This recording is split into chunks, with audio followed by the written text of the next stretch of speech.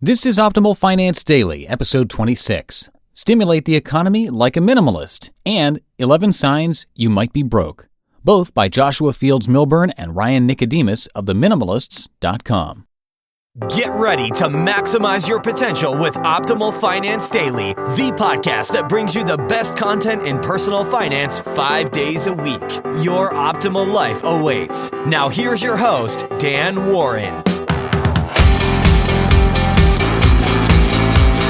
Hey everybody, and welcome to Optimal Finance Daily, the podcast where I read to you from some of the best personal finance blogs anywhere. And today I have a post from Joshua Fields Millburn and Ryan Nicodemus of Minimalists.com.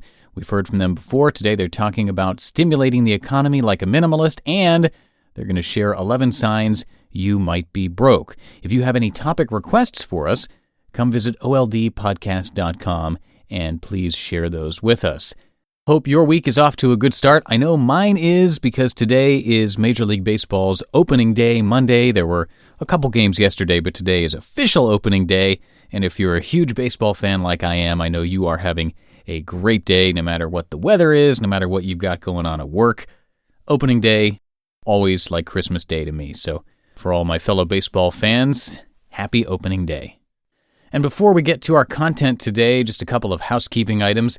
As you probably noticed, we don't have ads here on the podcast. I'm not reading any ads to you, which is good for you, but it means that this podcast doesn't make any money, which is not so good for us or for you if you'd like to see the podcast continue. So if you want to support what we're doing here for free and even have a chance to win a book every month by these very minimalists, come join our weekly newsletter. You can text the word financial to 44222 or visit oldpodcast.com. You can also sign up there, and the sooner you join, the better odds you'll have at winning. So definitely swing by and sign up today.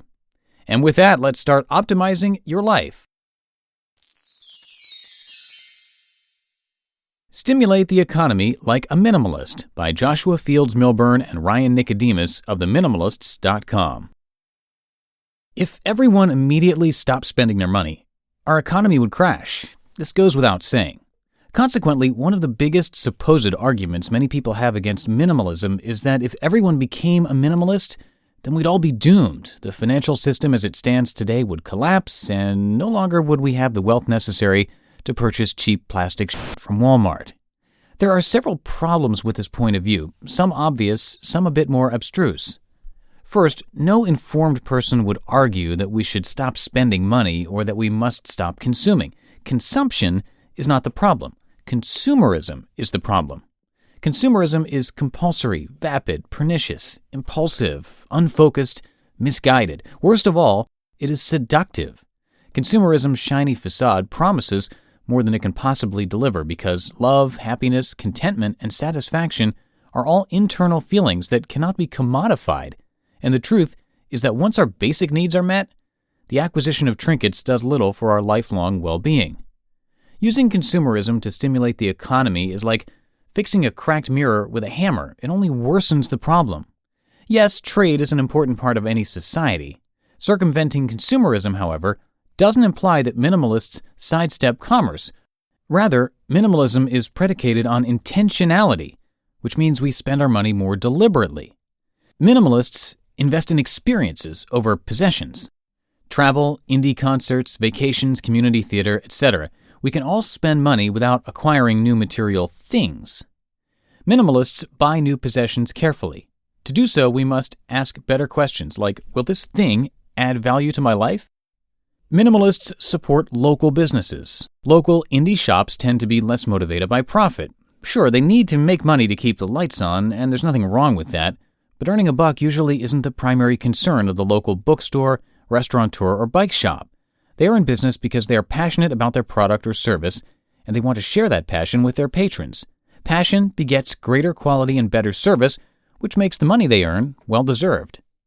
Ultimately, minimalists aren't interested in stimulating the economy. Stimulation is ephemeral. We'd rather improve our economy's long-term health by making better individual decisions about consumption, getting involved in our community, and supporting local businesses who care. If more people do this, we'll build a stronger economy, one that's predicated on personal responsibility and community interaction, not a false sense of urgency and the mindless stockpiling of junk we never needed in the first place. 11 Signs You Might Be Broke, also by Joshua Fields Millburn and Ryan Nicodemus of theminimalists.com. You might be broke if 1. You're living paycheck to paycheck.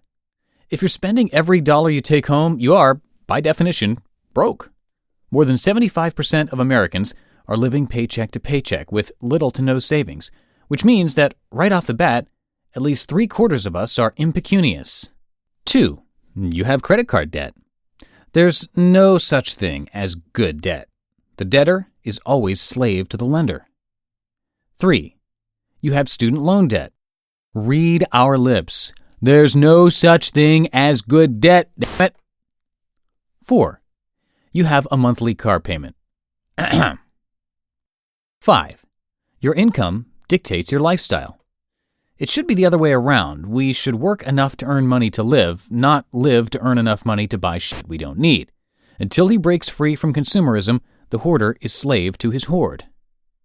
6. You aren't saving for the future.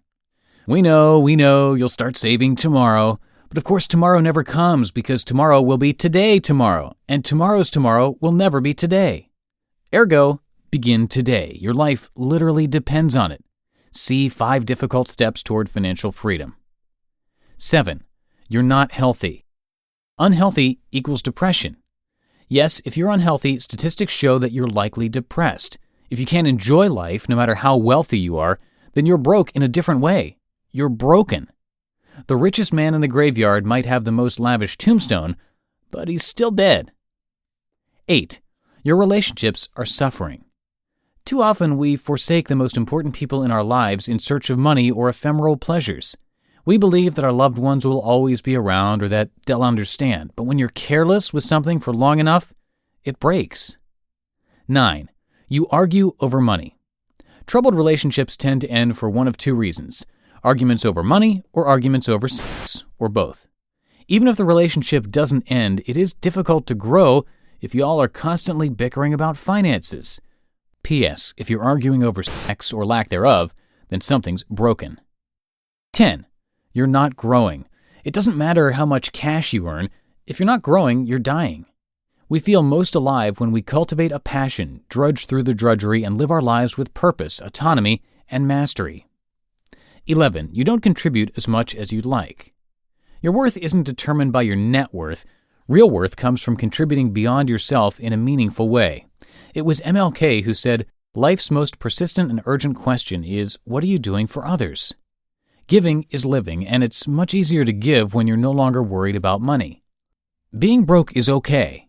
Being broke without a plan to break the cycle is not. You see, given the above criteria, we've all been broke at some point in our lives. Everyone has been broke or broken. True, we all need money to live, but you are not the contents of your wallet. What's more important than income is how we spend the resources we have. We personally know broke people who make 6 or even 7 figures a year. We also know families who live on $25,000 per year but aren't broke at all because they live within their means. They live deliberately. Real wealth, security, and contentment come not from the trinkets we amass, but from how we spend the one life we've been given. You just listened to the posts titled "Stimulate the Economy Like a Minimalist" and 11 Signs You Might Be Broke, both by Joshua Fields Millburn and Ryan Nicodemus of theminimalists.com. If you'd like to comment on today's posts, or if you have any comments about the author, anything really that stood out to you about today's podcast, please come and share those thoughts with us at oldpodcast.com. And don't forget, you are automatically entered into a drawing to win Minimalism, Live a Meaningful Life by the Minimalists if you become part of the Optimal Finance Daily family, which we very much would love for you to do. So to join and get our free weekly newsletter, just text the word financial to 44222 or visit and sign up at oldpodcast.com. And that is it for episode 26. I'll see you all tomorrow with another post from Ramit Sethi. This has been Optimal Finance Daily, where your optimal life awaits. Hello, Life Optimizer. This is Justin Malik, creator and producer of this podcast, but also Optimal Living Daily, the show where I read to you from even more blogs covering finance, productivity, minimalism, personal development, and more from amazing bloggers like Derek Sivers, Zen Habits, The Minimalists, and all the ones you hear on this show too. So if you enjoyed today's episode and like taking amazing blogs on the go, come on over to Optimal Living Daily and subscribe to that one too. And together, we'll start optimizing your life. You've been listening to Optimal Finance Daily. Be sure to hit the subscribe button to stay up to date on each new episode and head to oldpodcast.com. That's OLDpodcast.com for a free gift as well as more actionable tips and resources to help you maximize your potential. Thanks for joining us, and remember, your optimal life awaits.